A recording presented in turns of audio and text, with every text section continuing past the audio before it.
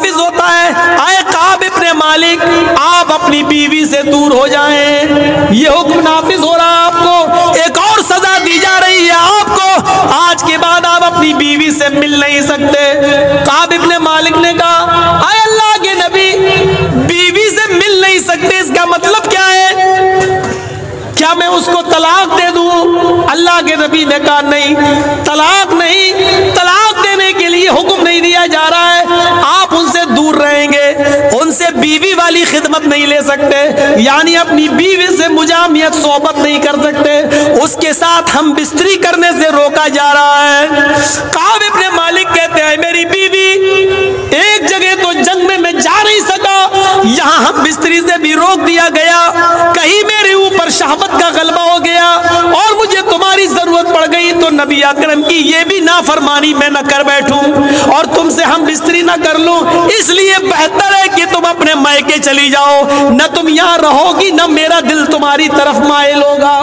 अपनी बीवी को वो अपने ससुराल उसके मायके भेज देते हैं। इस हाल में 50 दिन गुजर जाते हैं, काब इब्ने मालिक उसी जगह बैठे रहते हैं और नमाज पढ़ते हैं, बाजार जा नहीं रहे हैं इसलिए कि लोग उनसे बात ही नहीं करते, हर दिन इंतजार कर रहे हैं शायद मेरे लिए अल्लाह की तरफ से कोई हुक्म नाफिज हो जाए। कभी सोचते कि मैं खुदकुशी कर लूं, मुझे इस दुनिया में जीने का हक नहीं है, या अल्लाह मैंने कितना गलत काम कर दिया, एक जंग में हम नहीं जा सके और मुझे इतनी मुसीबतों से गुजरना पड़ा, सारी मुसीबतें बर्दाश्त करते गए, सब कुछ गवारा करते गए। जब 50 दिन मुकम्मल गुजर गए, फजर की नमाज मस्जिद में हो रही थी और काब इब्ने मालिक अपने घर पे नमाज पढ़ रहे थे। नमाज पढ़ने के बाद अपने घर की छत पे चले गए काब इब्ने मालिक और सुबह की ठंडी ठंडी हवा में बैठ जाते हैं और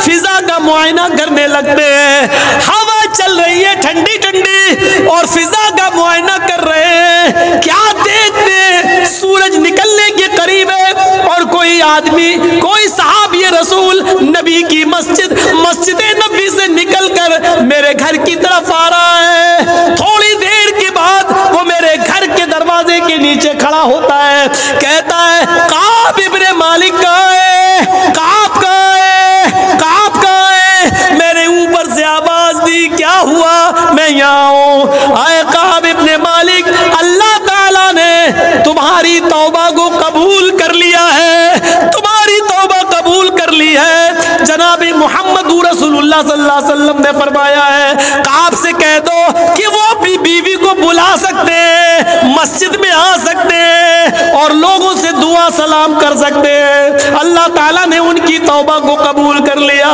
काब इब्ने मालिक आते, जो चीज मैं बताना चाहता हूँ उसको गौर से सुनना। काब इब्ने मालिक आते, ऊपर की छत से निकलते हैं, नीचे जमीन पर उतरते हैं, कहते मैं तेजी से मस्जिद नबी की तरफ भागा।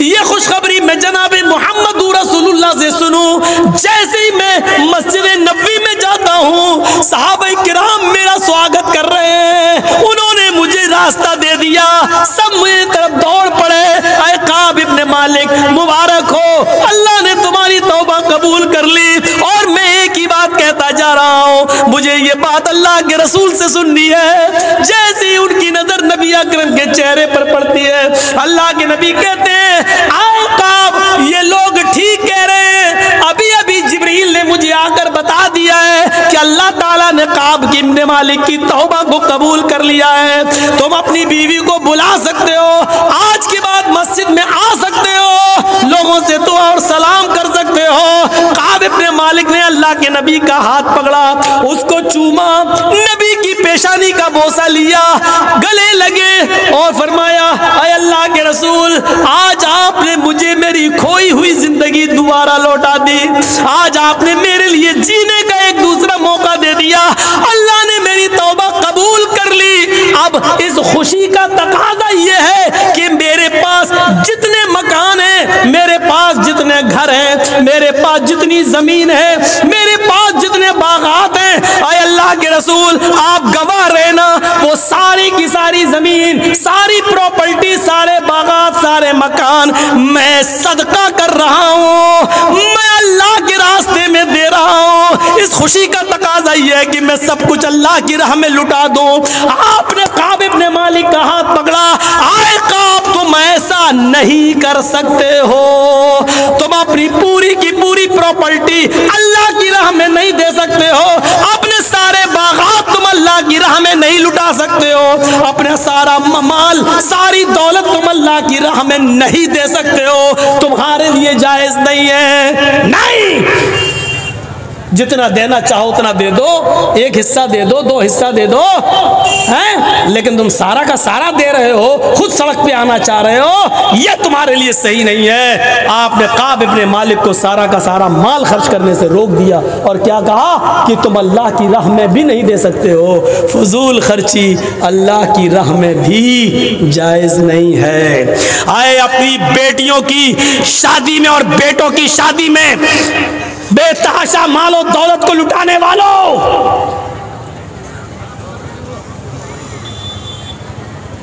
बेहजारों सैकड़ों टन खाना बनाकर बर्बाद करने वालों, 10 और 15 लोगों के बीच में निकाह हो सकता है, 500 आदमियों की बारात ले जाकर लड़की वालों के घर में चोरों डाकुओं की तरह बनाकर लेकर खिलाने वालों, सुनो, जब अल्लाह की राह में सारा माल नहीं दिया जा सकता है तो तुम्हारी सैयारी और मक्कारी में फजूल खर्ची जायज कैसे हो सकती है? यहां कैसे जायज हो सकती है? कभी हमने गौर किया है, सोचा है हमने? इस बात का एहसास नहीं होता है। इतनी सी बात अगर हम सोच लें कि जब अल्लाह, काब इब्ने मालिक कितना अच्छा काम कर रहे थे, अल्लाह के रसूल आज तो मुझे एक नई जिंदगी मिल गई, इतना अच्छा मौका है हमारे लिए, जब अल्लाह ने मेरी तौबा कबूल कर ली तो मेरी खुशी में चाहता हूं कि सब कुछ दे दूं। लेकिन अल्लाह के रसूल ने कहा नहीं, देखिए वो कह रहे मैं सब कुछ अल्लाह की राह में दे दूं, और अल्लाह के नबी क्या कह रहे हैं? नहीं नहीं, तुम ऐसा नहीं कर सकते।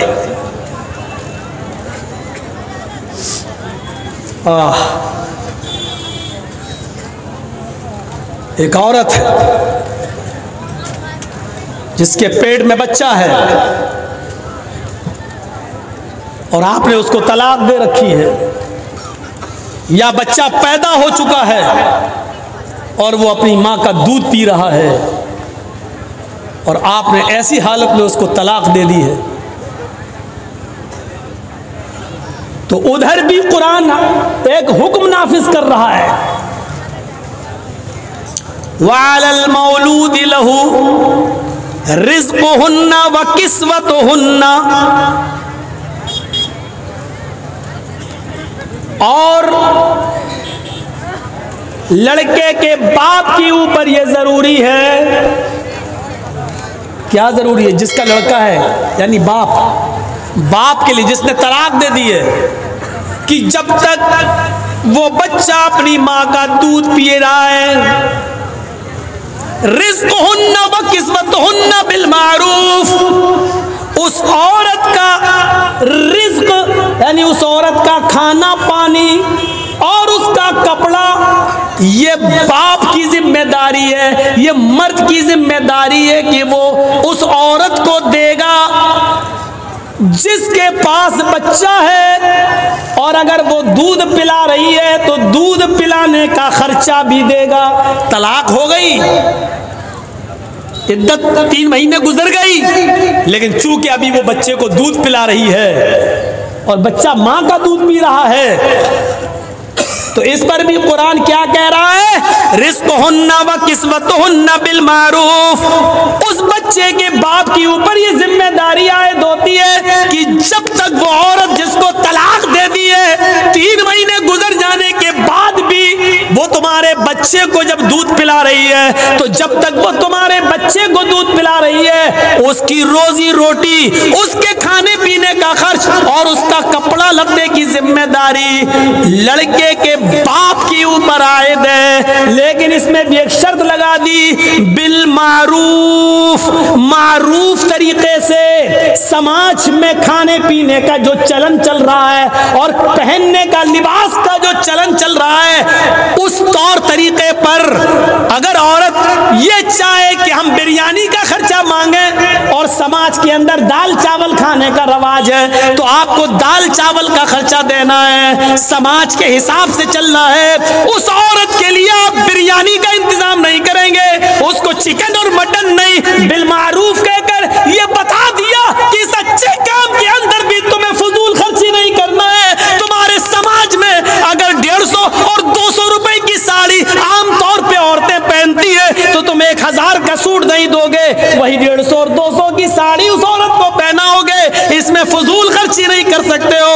ओ लोगों, लड़का मेरा है, वो मेरे बच्चे की माँ है, आज हमने तलाक दे दी है, वो बच्चा मेरे पास आना है, उसकी माँ अलग होगी, वो बच्चा तो मेरा माना जाएगा, लेकिन हम चाहें कि उस बच्चे की परवरिश में ज्यादा से ज्यादा खर्च कर दें और उसकी माँ को बजाय दाल चावल के बिरयानी खिलाएं, मुर्गो मुसल्लम खिलाएं। कुरान कहता है ये फजूल खर्ची है। तुम्हें अपने समाज के तौर तरीके पर चलना होगा, तुम्हें अपने मुआशरे के और समाज के रास्ते पे चलना होगा। दस्तूर के मुताबिक वहां जो खाने पीने का चलन है वही खिलाना और वही पहनाना होगा। तो हद से आगे इस मामले में नहीं बढ़ सकते हो। यहां पर भी देख लीजिए, अल्लाह रब्बुल आलमीन ने एक कानून, एक नियम बना दिया कि इधर भी फजूल खर्ची तुम नहीं कर सकते हो। मैं वेद और रामायण और मंत्रों की तरफ इसलिए नहीं जा रहा हूं कि वो सब आप सुन चुके हैं।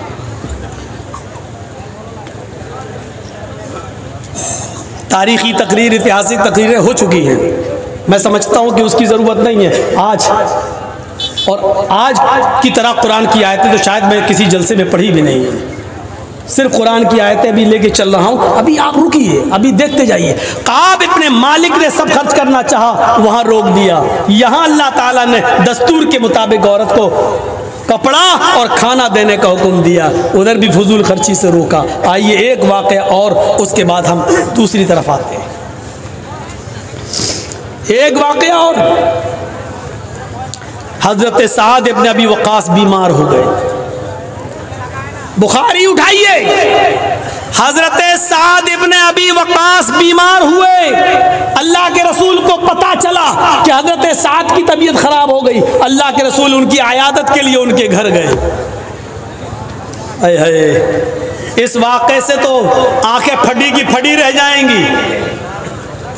अल्लाह के नबी जब उनकी आयादत के लिए गए तो हजरत साद ने हजरत मुहम्मदुर रसूलुल्लाह का हाथ पकड़ लिया और कहने लगे, जुमले देखिए, अय अल्लाह के रसूल मेरी बात को जरा गौर से सुनना। अब मुझे कई कई बीमारियां लायक हो गई हैं, नहीं लगता कि मैं इस बीमारी में बचूंगा। खैर, मौत और जिंदगी तो अल्लाह के हाथ में, जो आया है उसको एक दिन जाना है।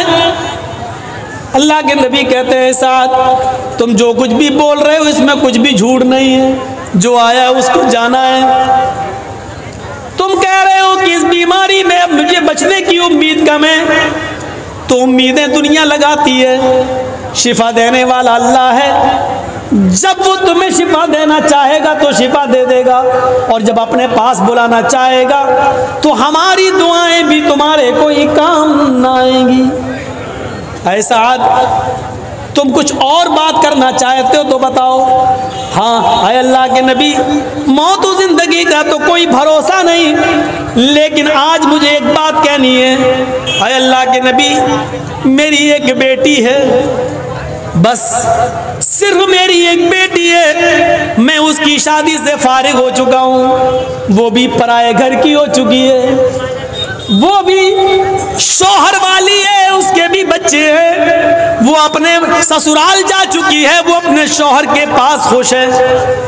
ऐ अल्लाह के रसूल, मेरे पास मेरा एक ये मकान है, एक और मकान है, मेरे पास 2-3 बागात भी हैं, मेरे पास इसके अलावा भी कोई मिल्कियत है। मैं चाहता हूँ कि मेरी बेटी का तो निकाह हो गया है, अब तो कोई है नहीं, इसलिए मैं चाहता हूँ कि इंतकाल से पहले मैं सारा का सारा अपने घर और अपने मकान और अपनी मिल्कियत और अपनी प्रॉपर्टी, ज़मीन हो जायदाद अल्लाह के नाम पे खर्च कर दूँ, फी सबीलिल्लाह लुटा दूँ, सब सदका कर दूँ।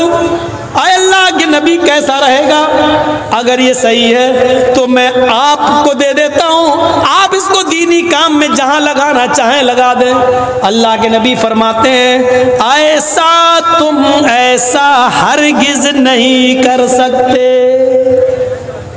बुखारी के अल्फाज पर गौर करना, ऐसा तुम ऐसा हरगिज नहीं कर सकते।